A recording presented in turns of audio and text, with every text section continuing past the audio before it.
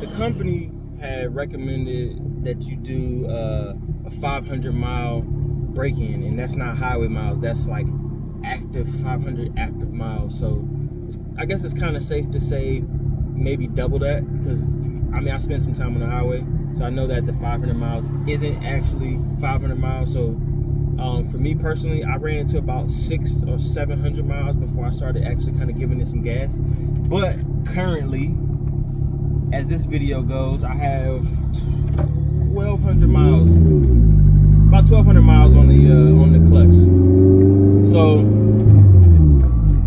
I can honestly say, I'd say the pros of it, which I'll show you in a second, definitely 100% hooks, no slipping whatsoever.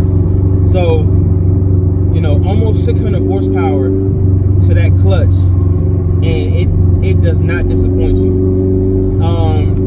That's one of the pros. One of the cons, maybe I can catch some of it on camera. Hold on. I have to catch it on camera.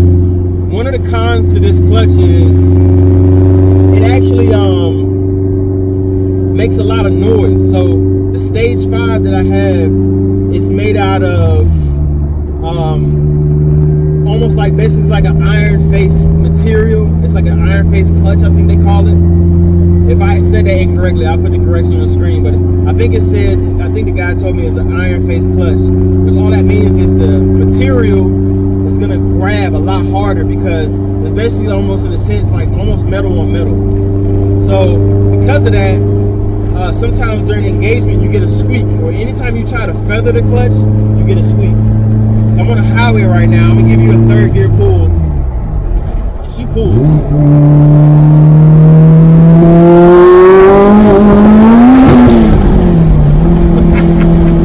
Oh. And she scared me sometimes. She scared me sometimes. Jeez.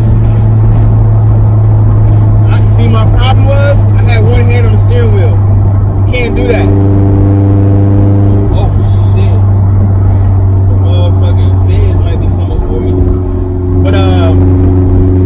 This is definitely a two-handed bandit setup for sure, 100%. It's just like once it gets into the full power band, you really gotta just really hang on, man. It's just one of them things where the torque still it'll really try to get you.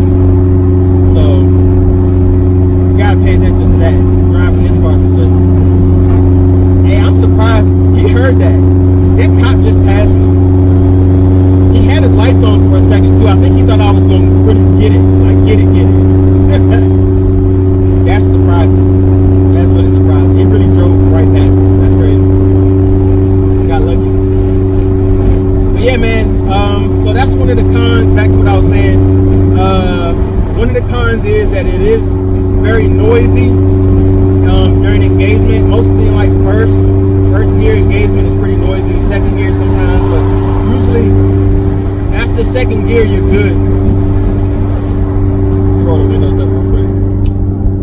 Yeah, usually, so 1st gear is pretty noisy engagement. After 2nd gear, you're pretty good as far as the noise. I would say another pro to the stage 5, which is really surprising, is that as far as what it takes to actually, like the force it takes to push the clutch in, it actually feels OEM, believe it or not, OEM.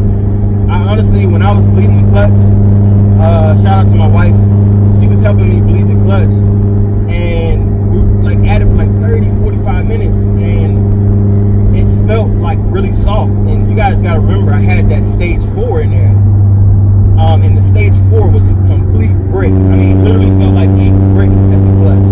It was pretty tough. So to go from that to something that feels OEM was kind of I thought something was wrong, but apparently they like machined the fins on the pressure plate, and they changed the pivot point. That's what he told me. So I'm gonna go with that. I mean, I'm not an expert on clutches, so I have to go with what he said. And that's why he said it has an OEM feel. I guess when you spend money on the stage 5, then you get a few luxuries, I guess. So, and I've asked a few other people that have stage 5s, other looters. Some of drive is pretty much like that for you guys too. So I don't know if that's just a across the board thing, but let me see. Are there any more cons? I will say this: once the clutch breaks in, it's hard to drive this car smooth now. Like if you're trying to impress a girl and you got her on this side, it's probably gonna feel like you can't drive to her because the clutch is so aggressive. Like the combination of the OEM clutch plus having like it grabbing so aggressive and so hard when it does, it's like very hard to drive this car smooth. And if you do happen to drive it smooth, it's gonna make a lot of noise. So you kind of really don't win either way you look at it. This clutch is really, I mean, I kind of more or less daily my Prelude, but this clutch is really not meant for daily use, to be honest with you. I would probably go with the Stage 4 over this one. Only because of the noise factor, and it's a little easier to feather with the Stage 4 than the Stage 5. The Stage 5 it's just like literally like it just goes.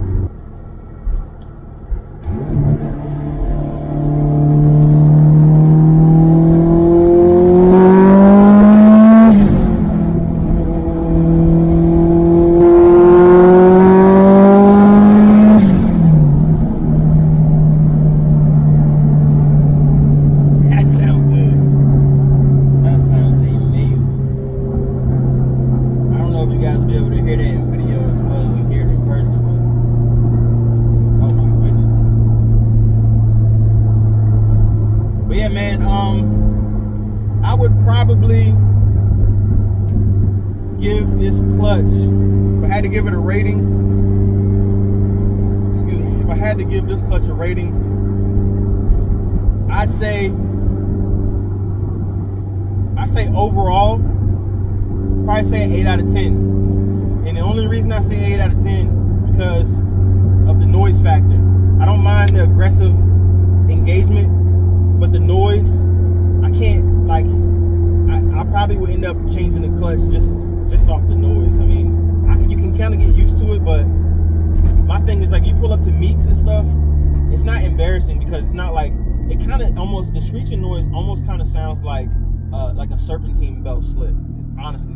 And so when you pull up to meets or shows or whatever, it kind of seems like your car is a piece of shit because it's screeching all over the place. I doubt anybody knows it's the clutch making that noise.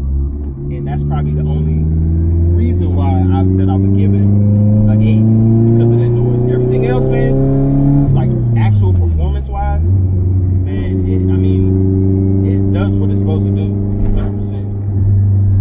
But yeah. So, do I recommend this clutch? Giving you the information that I've given you as far as the noise and the engagement, if you're okay with that, I 100% recommend this clutch.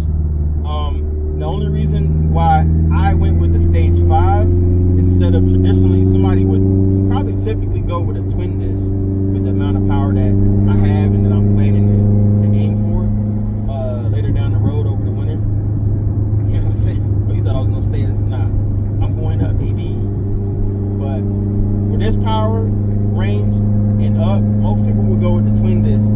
But I've heard nightmares about the twin disc being even worse than what I've described in the Stage 5. So I would rather have this Stage 5 than the twin disc. So back to what I was originally saying. Do I recommend this clutch?